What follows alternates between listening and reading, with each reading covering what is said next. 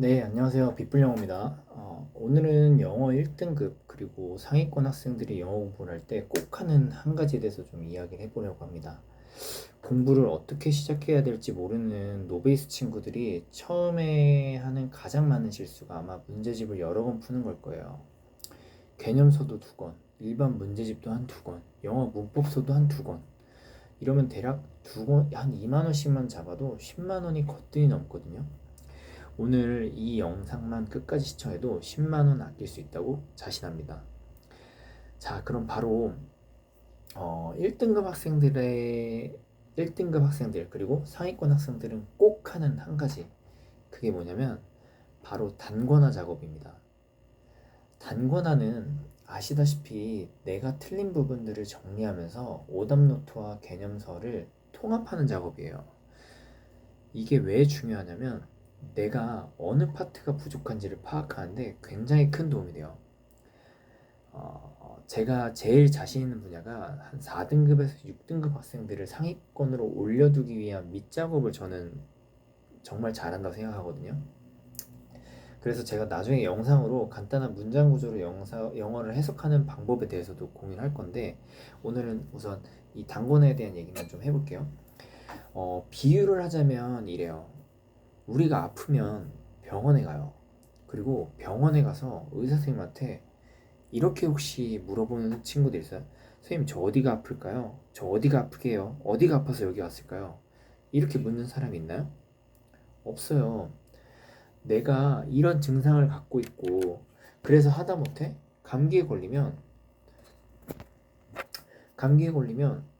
저 기침을 하고 열이 나요. 특히 아침에 일어났을 때는 목이 심하게 부어서 말을 하기 어려울 정도예요. 라고 보통 의사 선생님한테 이야기를 드려요.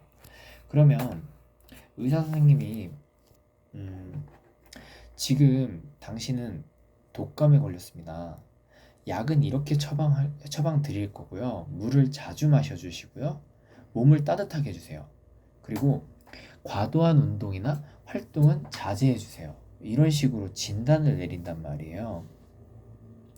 영어 강사들도 마찬가지예요. 이 학생이 문장 해석을 못하면 뭘 못하는지 진단을 해줘야 돼요. 그리고 어느 부분이 취약한지도 이야기해줘야 되고요. 그것을 파악하는데 가장 필요한 부분이 이 학생이 어떤 문장을 해석 못하는지가 정리가 잘 되어 있으면 바로바로 이야기해 줄 수 있어요. 물론 과외나 학원에서 1대1로 선생님께 질문하면 그런 거 잘 찝어주는 선생님들도 있어요. 근데 그렇지 못한 선생님들도 있을 거고, 학생과 소통을 많이 하지 않은 상태에서는 사실 파악하기가 쉽지 않아요. 그래서 저한테도 상담할 때 다짜고짜 영어 해석이 안 돼요, 쌤. 이렇게 상담을 시작한 친구들이 있거든요. 그런 친구들은 대부분 자기만의 오답 노트나 영어 단권화가 안 되어 있어요. 왜냐면 제가 물어보거든요. 너 오답도 갖고 와봐. 혹은 너 지금 네가 너만의 단거나 되어 있는 노트 있으면 갖고 와봐. 그러면 열이면 아홉은 없어요. 그래서 그런 의미에서 내가 어디가 잘못되었는지, 그냥 병원이라고 생각을 하고 내가 어디가 아픈지를 파악할 수 있기 위해서라도 나만의 영어 노트는 꼭 필요하다. 그리고 영어 단권화를 추천하는 두 번째 이유는 내 머릿속에서 체계를 만들고 나만의 도서관을 만들라는 거예요. 우리가 도서관에서 책 찾을 때 어떻게 찾아요? 우선 이게 내가 찾는 책이 문학인지 비문학인지 찾고, 그리고 문학이라면 문학 안에서는 현대문학인지 고전문학인지 아니면 시인지 이런 내용들을 구분해 가면서 우리가 구체적으로 찾아 들어가잖아요. 그래서 마지막으로 작가 이름이 김씨면 기억에서부터 찾기 시작하죠. 마찬가지예요. 예를 들어서 내가 문법 문제를 틀렸다고 가정해 봅시다. 명사절을 틀렸어요. 그럼 내가 명사절에 대해서 어느 정도 알고 있는지 설명할 수 있는지를 확인해 보는 거예요. 명사절의 기본 뜻부터 하나씩 설명해 보자고요. 명사절은 명사와 동일한 기능을 갖고 있는데 그게 단어가 아닌 문장 성분으로서 문장에 들어가는 걸 명사절이라고 합니다. 그리고 명사절은 기본적인 문장 형태는 완전 구문이며 대표적인 모양으로는 왁과 된 명사절이 있습니다. 이런 식으로 내가 명사절에 대해서 완벽하게 설명할 수 있는지 이걸 내 영어 노트를 통해서 점검하는 거예요. 그럼 내가 이걸 설명하다 보면 막히는 부분이 나와요. 아니면 문법이 틀렸으면 이게 명사절에서 어느 부분에 근거해서 틀렸는지 본인이 확인하는 작업을 할 수도 있고요. 이런 작업을 통해서 내 개념을 정리해가고 자주 반복하면서 보게 되는 건데, 그렇게 오답노트를 같이 정리하다 보면은 점점 오답의 유형이 정리가 되고요. 틀리는 문제가 반복되는 걸 알 수 있어요. 그럼 그 부분을 보완해 가면 되는 거예요.